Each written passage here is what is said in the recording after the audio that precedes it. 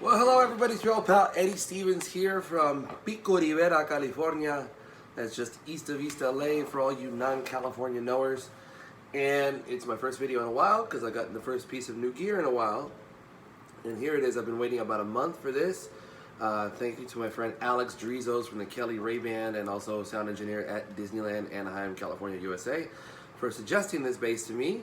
I saw him, I was doing sound for his band, the Kelly Ray Band, and he was playing this bass and it sounded amazing. And he let me try it and I was like, whoa. So I'll get to that here in a second.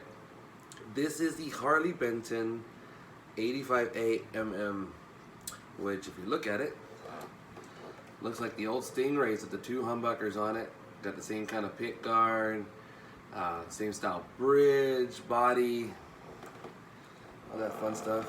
Let me take my tuner off since I already tuned. Shout out to Alan Brown, Bully the Kid. I bet he'll never do a video without tuning first again. There you go, Harley Benton.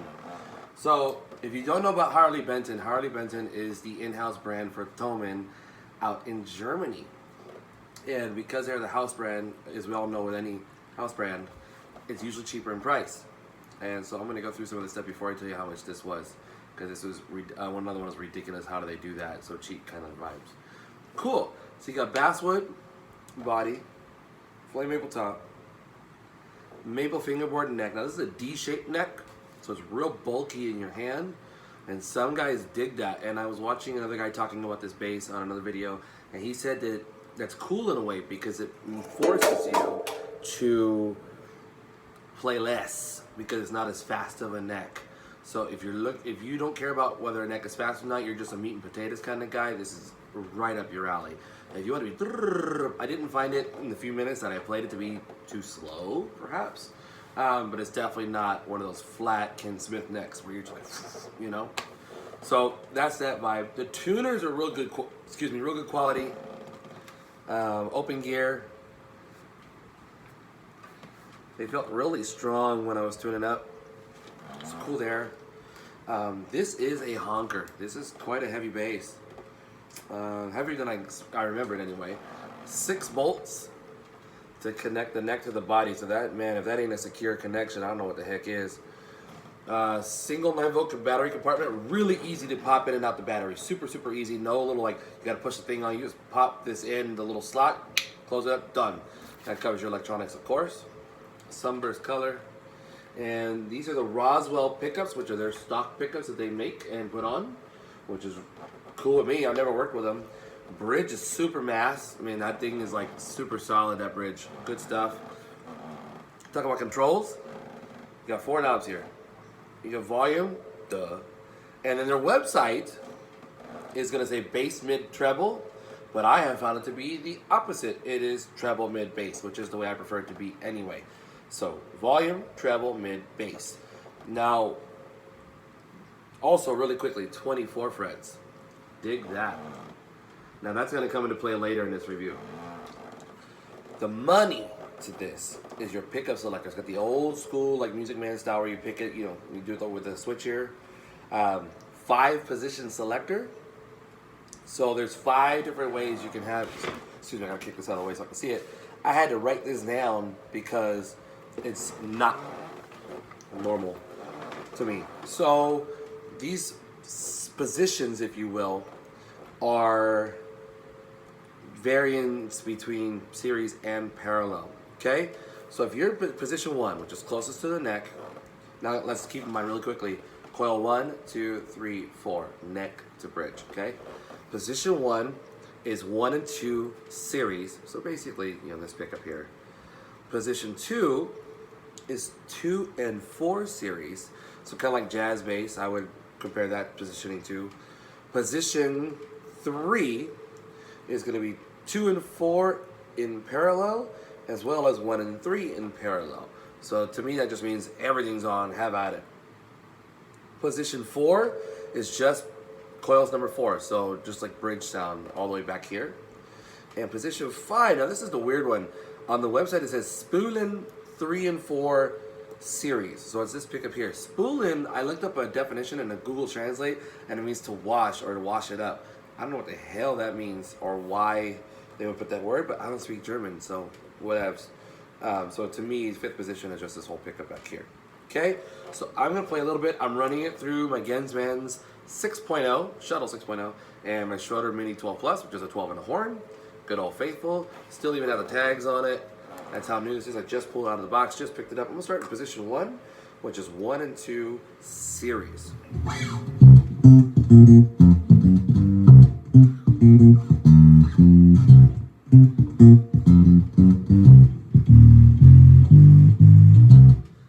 Really huge and fat.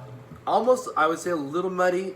Now, my EQ in here is flat. I could easily, of course, you know, work some of that out. So let me take some mids out of that on the bass. Same position.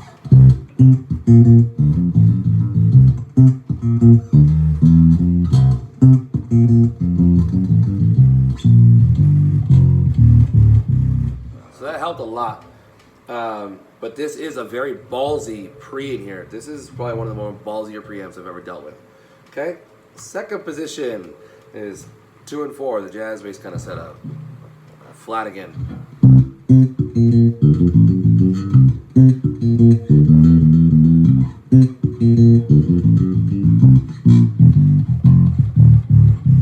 So that lower end is a little bit tighter. Slapping wise,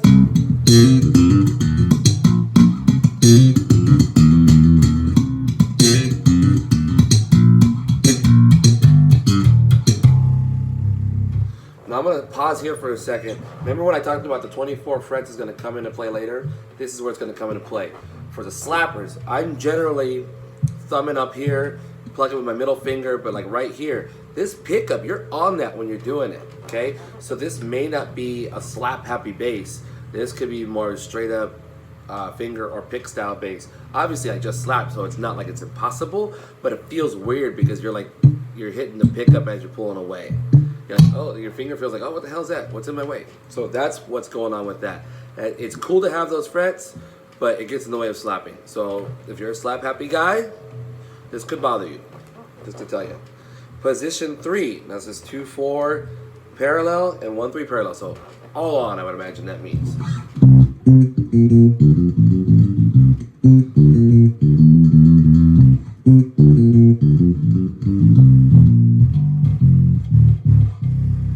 Super fat tone, back off some mids.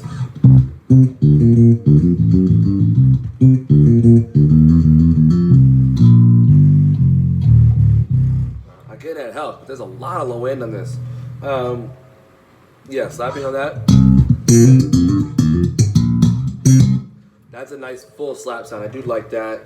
I really love the top end on this bass. I know it's supposed to sound like that, but you never know when you get a bass at this price point, which I have not told you what it is yet, so stay tuned for what that price was.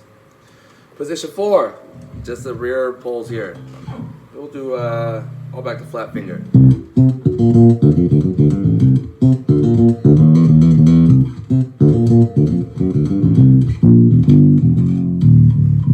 Yeah, that's that bridge pickup sound all day. Slap it out. I'm gonna stop there because that's too thin of a slap sound for me. Position 5, this is the Spulen 3-4, okay?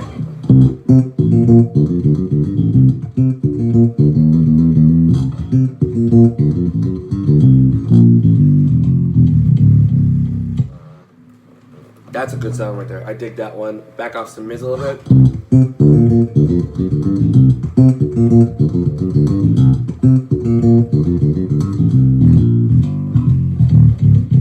That's a good sound that I really like. Now let's put some mids out. Let me put the mids back to flat and slap it.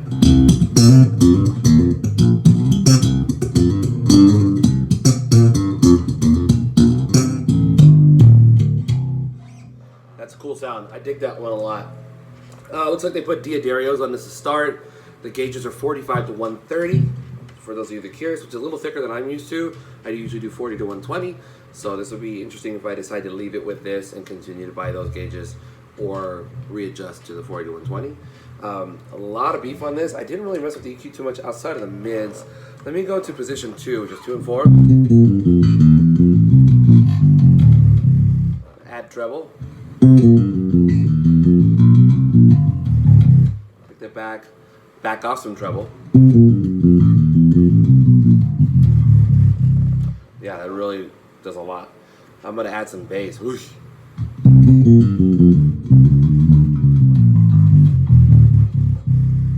It really doesn't like mud it out. It kind of just rounds out the bottom. I'm gonna take back some bass.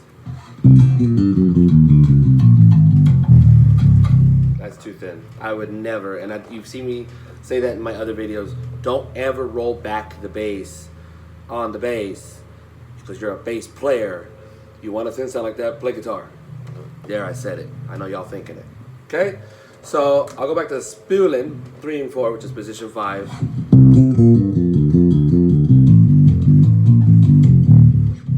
Add some treble.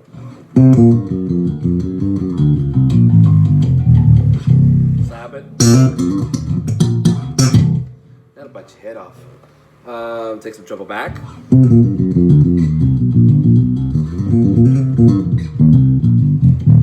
Actually, not a bad tone.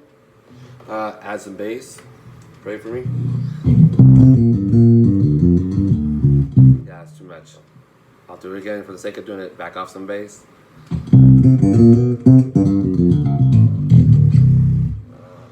Cool. So I've gone through all the positionings with you. Let's talk about quality. Okay, so the way it came shipped, now this comes all the way from Germany direct. So it has to, for me living in the LA area, Los Angeles area, it has a long way to go. Came unscathed, no damage, no issues. Came in a box, wrapped in bubble wrap, with some styrofoam pieces in there to hold it in place. That box was inside of another box that had some filling. So they do a good job of making sure it gets to you unscathed. So that's cool. Tuners are good. Wood is good. Pickups are good. Pickguard is good. Bridge is good. Only build issue that I seem to have found, and it could be as easy as just my luthier kind of giving it some TLC, is the knobs. It seems like they're a little bent, or maybe the knobs weren't put on straight, so they're kind of like cocked. That's the only thing. I'm sure that's very fixable. I just have my luthier kind of, like the treble one, yeah, it's a little bit off. That one's, the mid one's pretty straight, just too low. The bass one is still way too low, so they just probably pushed it on too much. I just have them pull it up a little bit. These are not ones with screws, so they need to be pulled, kind of a thing. So there is no active passive switch. This is all active. That could be another determining factor whether you like this bass or not. Some guys want that option, especially if you're worried about a battery going out. But if you're responsible, check your batteries. You don't have the problem. Okay. Other than that, I dig it a lot. Okay, I haven't told you what it costs yet. And I'll tell you in American dollars, because their website is in euros and you have to convert, or your credit card or whoever has to convert for you. Shipped from Germany to here was about $230 US. Shipped. $230 for a great quality instrument that I would play on any gig. I'm excited. I've never had a bass like this, never had a Stingray or anything like it. So this is going to be hip. I'll try it out this weekend, I guess. But yeah, that price point, when Alex showed this to me, I immediately just ordered it, because at that price point, he's like, well, I gotta give it a chance at least. Let's try it out. It's not like a $2,000 bass where you gotta save up your dough. A couple $100, that's one gig. You're good. So there you go. That's all I got for this bass today. Thank you to Harley Benton for making great stuff. Thank you to Alex Drizos for showing me this bass. And to all the homies out there, I'd recommend it. Good stuff. Check it out.